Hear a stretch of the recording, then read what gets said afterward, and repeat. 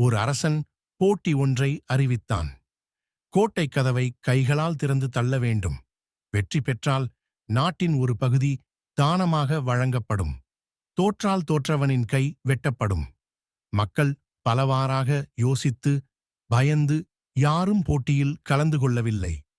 ஒரே ஒரு இளைஞன் மட்டும் போட்டியில் கலந்து கொள்ள முன்வந்தான். போட்டியில் தோற்றுவிட்டால் கைகளை வெட்டி விடுவார்கள். உன்னுடைய எதிர்காலம் என்னவாகும் என்றார்கள். அவன் சொன்னான், ஐயா, வென்றால் நானும் ஒரு அரசன், தோற்றால் கைகள்தானே போகும், உயிரில்லையே என்று கூறிவிட்டு கோட்டைக் கதவை இளைஞன் தள்ளினான். என்ன அதிசயம்! கதவு சட்டெனத் திறந்து கொண்டது.